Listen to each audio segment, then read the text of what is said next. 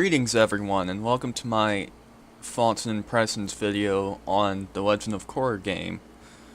Um, Funny little thing, I saw this in my blah, blah, blah, blah, blah. Great start, huh? Subscriptions feed on YouTube. It was uploaded by, I believe, the PlayStation channel, and it was like The Legend of Korra, a teaser trailer or something like that, and I'm like, what? So when I clicked on it, I'm like, let's see, first thing I see is Activision, you know, typical, I guess, and then Platinum Games. And I immediately thought, dude, Legend of Korra and Platinum Games, that's like, I keep playing with my headset, I need to stop doing that. That's like a match made in heaven right there. Because, for those of you who aren't familiar with The Legend of Korra, it's a continuation from this really big popular series that was on Nickelodeon called Avatar: The Last Airbender, and in my honest opinion, and I know a lot of people share this opinion with me, it's one of the greatest TV series of all time. So, but the thing is, there were also, typically what Nickelodeon likes to do is when there's something popular, they're going to make games and stuff out of it. Or make games and stuff based off of it. So they made games based off Avatar: The Last Airbender, and when the first one that they announced, it was just called Avatar: The Last Airbender. And I saw a commercial for it on TV because, I didn't really use the internet back then.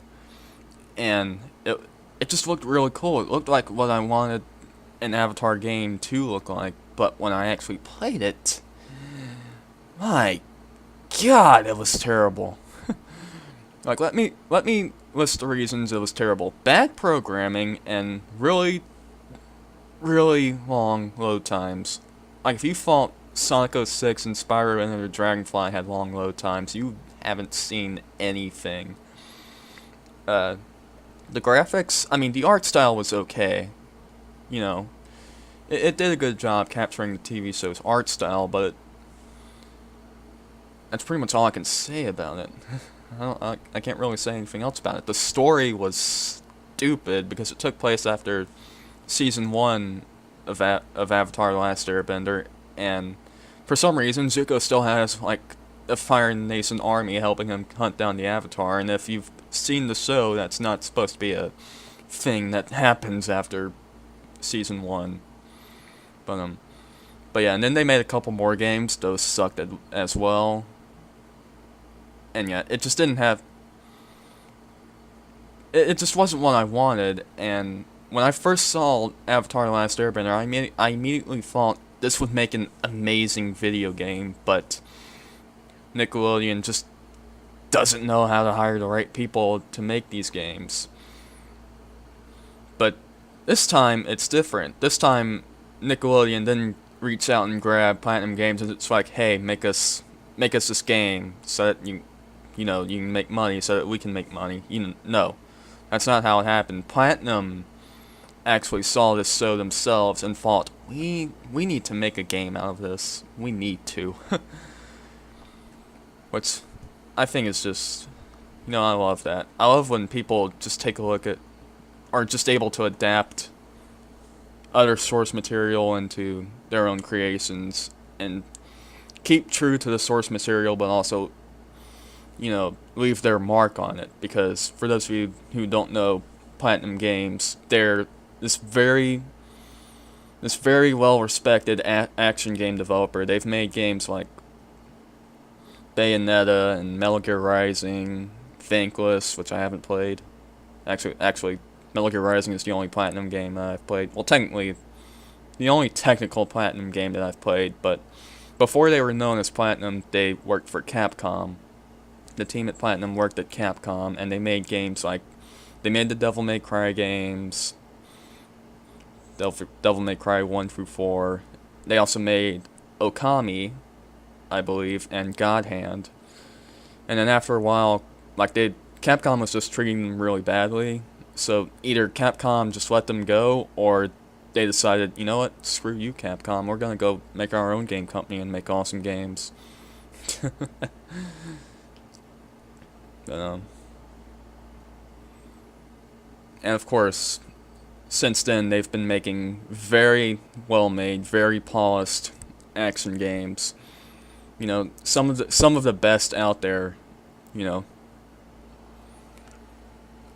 So, I played Metal Gear Rising just a couple months ago, and for me, that game is just the pinnacle of action games for me. Like, I don't play too many action games, and I'm not even that big on the Metal Gear Solid series as of right now, but I really thoroughly enjoyed Metal Gear Rising for what it was, for what it did for action games. Hi, Japanese guy. Sorry. I guess I should have edited that guy out. Also, another thing you'll notice, the flickering red 30 at the top. That happens when you record with Fraps. When you record your browser with Fraps, that happens, and I don't know how to fix it. I guess I'll just cover that up with a logo or something, just so you don't see it. But if I forget to, and you still see it, I'm sorry. There's nothing I could do about that. I probably should have just downloaded the video instead of recording it. But anyway,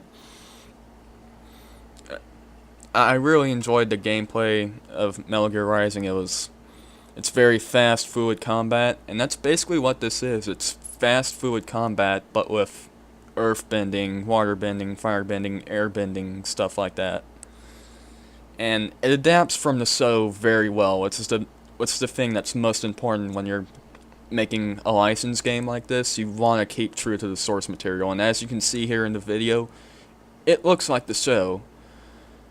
It looks a lot like the show, actually. You know, very nice cel-shaded art style and very, very smooth animations. And this combat just looks so fun, man. So, what else do I have to say? My words are kind of limited here. You know, if you've seen any of my other videos, you know that I don't have a lot of words. I do not have words.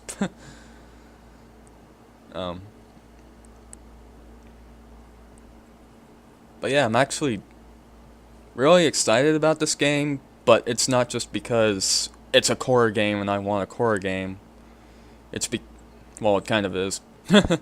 I want a Korra game, but I want a great Korra game, and this is shaping up to be a really good Korra game, but probably not something that's too groundbreaking, I would say. But I'm hoping that this game can get critical and financial success so that Platinum can hopefully make more Korra games. You know, instead of doing like a $15 downloadable game, they can do a full retail 10-hour plus long game instead of like a 4-hour long game. Nothing wrong with short games, it's just, you know, you pay more money for something, you expect it to last longer, but without any, you know, stupid filler content. And I will say this, Metal Gear Rising is pretty short. Like, I can beat that in about 4 hours if I wanted to. Actually, I can, I've done it before. So looking at the gameplay, my window's kind of small, so I can't really see everything too perfectly. But you can switch between your bending moves on the fly. You know, by a tap of a button, you can switch from water to earth, fire, air, all that stuff. And words, find them. Where are my words at? Lost my words.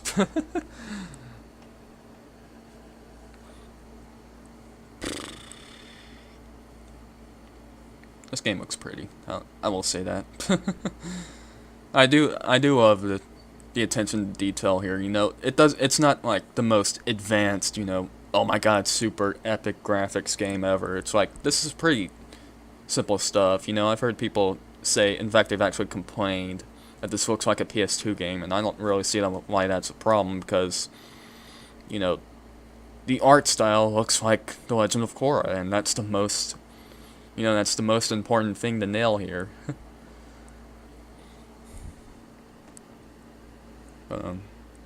As you can see, it has very pretty painted backgrounds, and the combat, like I said, just looks very fast and fluid, very smooth, something you'd expect from a Platinum game.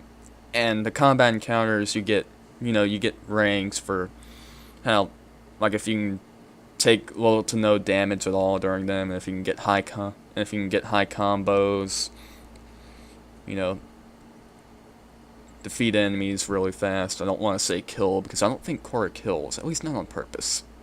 Just saying. Little thing to note about the story of this game: it takes place in between seasons 2 and 3 of Korra, and I don't really know how that's going to work out too well. I'm not going to spoil anything, but it's something really important happens at the end of season 2, and then you see season 3, and it's just Korra coping with the decisions she made in season 3.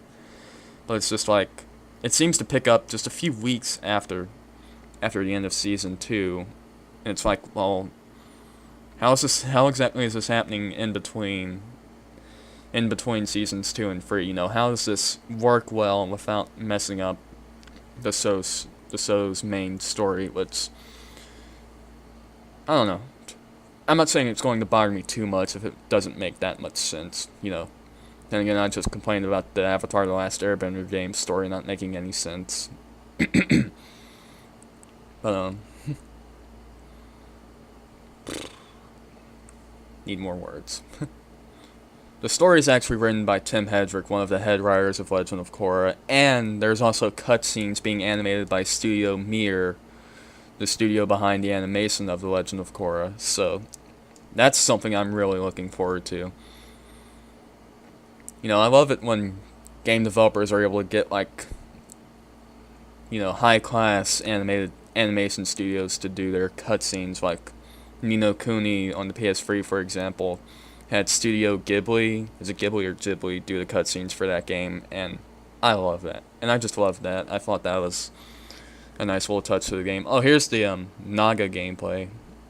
Naga's the big polar bear dog that Korra rides around on. And this kind of brings up one of my nitpicks. It's not really a major complaint or anything, but it brings up one of my nitpicks where you'll see later Korra does like a double jump over a bottomless pit by bending rocks out of nowhere. I'm like, well, there kind of has to be rocks down there for you. There kind of has to be earth down there somewhere for you to bend up. And there's just no earth down there, so it's like, how is she able to do that? I think it's coming up now, actually, or maybe later. I don't know. The video's kind of stuttering a bit. I hope that doesn't actually show up on the final video. Yeah, look at that. See, watch. Where did those rocks come from? There was no earth there to bend to get you over that bottomless pit. How did you... what? I'm hoping this gets good critical and financial success, because I want Platinum Games to make more Korra games, to make something even bigger and more awesome. And I want it to be a lot more detailed, because as you can see here, it seems like Korra's just kind of pulling water out of nowhere. I can't really tell if she has like a pouch or something. Like, I think Katara in the original series had a pouch that she always carried water in that she could bend. But I don't know if she has that. I could just not be seeing it or something, I don't know. But it seems like she's just pulling water from nowhere. And it's like, don't you kind of need water in order to bend water? You need to be able to... there needs to be water around to bend, is what I'm saying. Anyways, now Korra's fighting a Big Daddy. Not really Big Daddy, it's just a mech made by this dude named Sato. And it's apparently evil and shoots lightning, and as I'm watching this, I'm just thinking to myself, rules of nature for Metal Gear Rising would fit perfectly here. That's basically what this game is. It's Metal Gear Rising without gore and swearing and heavy metal. But, I can imagine rules of nature fitting in well here. But, I guess that pretty much sums up my feelings on this game. It looks fun, but nothing too groundbreaking, I would say. But it looks like what I would want from a Legend of Korra game, an Avatar game, And I'm really looking forward to it this October. I'm not sure the exact release date, I just know that it's in October. And, well, what else do I have to say? This video's about to be over in like a minute, so I need to sum up my thoughts. This game's going to be available on PS3, PS4, Xbox 360, Xbox One, and Steam. There's no Wii U, Vita, PS3 releases. I mean, 3DS, not PS3. It's obviously on PS3. It's probably what I'm going to be getting it on, most likely, because I probably won't have a PS4 by then, and I don't really see a reason to get this on Steam, because it's just easier for me to be able to record games. Rules of nature! Rules of nature! Seriously, that works so well with that whole QuickTime event. And Korra's little happy face. But anyways, I really hope you enjoyed. I hope this game is good. Yeah. Oh, okay, good. It'll still record my voice after the video's done. So, Legend of Korra comes out. Words. Where are my words?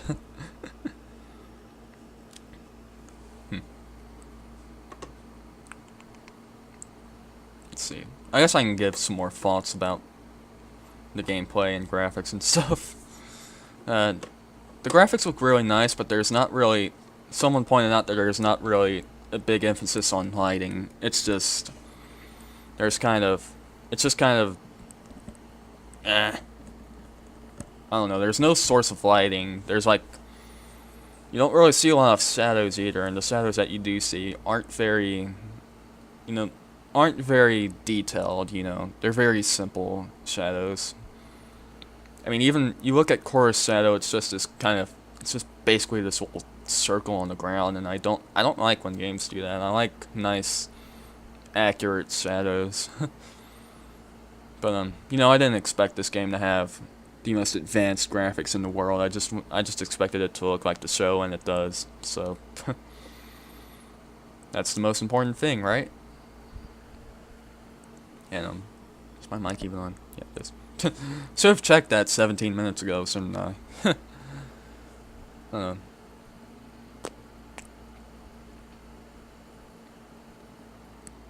Yeah. Legend of Korra comes out this fall. I hope it's fun. And well, what can I say? I have more things I should say, but I don't know what they are. Oh yeah, I was gonna mention Korra Season 3, the problems that it's having right now. Like, I'm not saying the season is bad, I'm saying Nickelodeon is having trouble airing it on television due to their schedule because they want to get their other crappy shows on the network. Okay, Korra is the only thing on Nickelodeon worth watching, besides maybe that Ninja Turtles show, but I haven't watched that, so I can't really formulate my own opinion on that. But Korra's really the only thing on TV I watch in general now. There's nothing else that really piques my interest. And just to see one of my favorite franchises of all time get an actually good game, that would be, that would make me really happy. That would what more can I say? Words. Yeah, I'm really hoping that if they do make another Legend of Korra game after this, that they'll pay more attention to detail. Like, I want to be able to bend the actual environment, not just make rocks and water come out of nowhere. I want to be able to walk up to like a lantern or something or whatever. Something that has fire in it, like a candle, and just take the fire from that and carry it around in my hand. That's something I want to be able to do in the game. I want to be able to not just bend the rocks on the ground, but bend them from, like, the mountains. Like you saw the mountains on the Air Temple Island in the gameplay, and it's like, I want to be able to bend the rocks from there. If someone's standing on a vantage point, I want to bend them down from there with my earth bending. I also want to be able to metal bend and lightning bend, and maybe some crazy day down the line, lava bend, because that's a thing in Season 3. That's actually a thing where you can turn rocks into molten lava.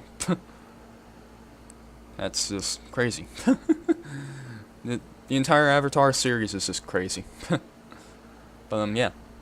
I guess that's pretty much it. I've rambled on long enough. and, you know, filled up more than enough time on this video with my pointless bantering. But anyways, I'm hoping Legend of Korra will be really great when it comes out, and support the game. In fact, support the entire Legend of Korra series, because right now it's not getting the amount of attention it really needs, in my opinion. Because its views on the actual Nickelodeon network are kind of down, and a lot of people are watching live streams of it online, which I don't really blame them. I hate watching the commercials and stuff on Nickelodeon when Korra comes on. You know, commercials for their other crappy shows and the products they endorse and whatnot. I'm like, I don't care. I just want to watch Korra. Funny story, actually. I didn't watch season 2 of Korra on TV, mainly because I kind of didn't know it was even airing. Because, you know, that's not Nickelodeon barely promoting it. It's just the fact that I don't watch TV. More importantly, I don't watch Nickelodeon, so I wouldn't have known that it was coming on anyway. So I missed it, and then when they announced season 3 of Korra, like, season 3 of Korra aired before season 2 came out on the Blu-ray, which is what I was going to get. When it came out, I was hoping it would come out before season 3 would air, but no, it didn't. So I ended up using Nickelodeon's really badly programmed website and phone app to watch Legend of Korra, and the video quality is just not very good. And that's kind of the main place where you have to watch Legend of Korra now, because it's not going to air on TV, at least for the time being. It's just going to be online. You have to watch it, you know, from Nickelodeon's website or app, or from a digital retailer like Google Play and stuff. It's no big deal for me, but it does kind of suck that Korra's not getting the amount of attention it deserves, and I don't know. It's just sad. They've already confirmed that they're working on book 4, but I really hope to see more seasons of Korra and more games. More games, definitely. I would love that. More good games. Please make good games. You would fulfill my biggest dream if you can make a Legend of Korra game. But anyways, I think that's enough for this little video. So this is TDI signing out. Goodbye.